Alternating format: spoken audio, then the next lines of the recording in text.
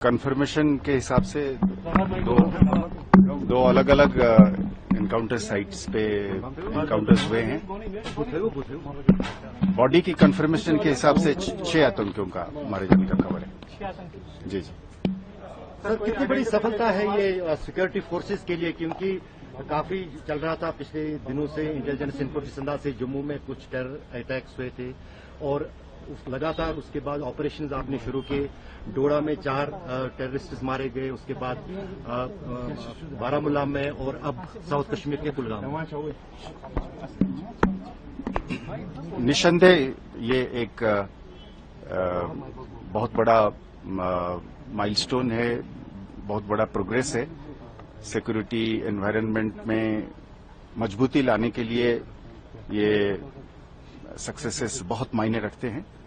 और एक सब्सटेंटिव तौर पे भी और एक मैसेजिंग के तौर पे भी ये इस चीज की इंडिकेशन है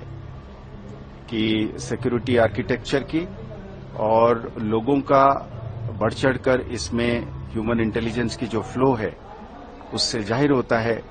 कि ये एक फाइट जो है वो लॉजिकल कंक्लूजन पर पहुंचेगी और इसमें लगातार इस तरीके का सक्सेसेस आते रहेंगे और जो भी कोशिश होगा दूसरे साइड से, उन्होंने मजबूर हैं अपने कोशिशों से बाज नहीं आने का, पर हम अपनी सिस्टम को,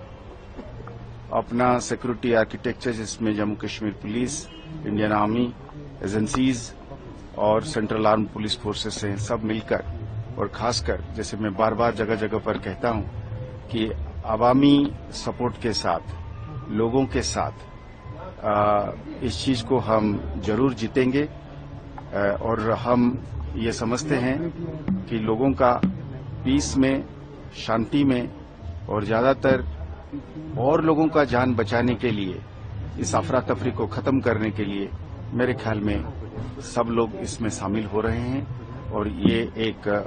और जोर पकड़ रहा है। कुछ आइडेंटिफिकेशन हुई है, कौन सा ग्रुप था, ये कहां से आया? अभी ऑपरेशंस चालू है, इसीलिए एक जगह में अभी ऑपरेशन कंक्लूजन पे नहीं पहुंचा है। तो जब हो जाएगा तब हम क्लैरिटी के साथ बात कर सकते हैं। कई बार ऐसा होता है कि 2 तंजीम आपस में भी कोऑर्डिनेट करके बैठते हैं, तो इसलिए जब हम एक एक करके इसकी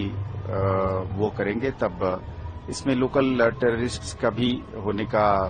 खबर मिली है। तो इसकी जब कंक्लूजन पे आ जाएगा तब हम सटीक तौर पे ये कह पाएंगे कि तंजीमों के हिसाब से कि क्या एक ही तंजीम के थे या एक से ज्यादा के थे। जम्मू रीजन में इस तरह के मामले ज्यादा हो रहे हैं? नहीं,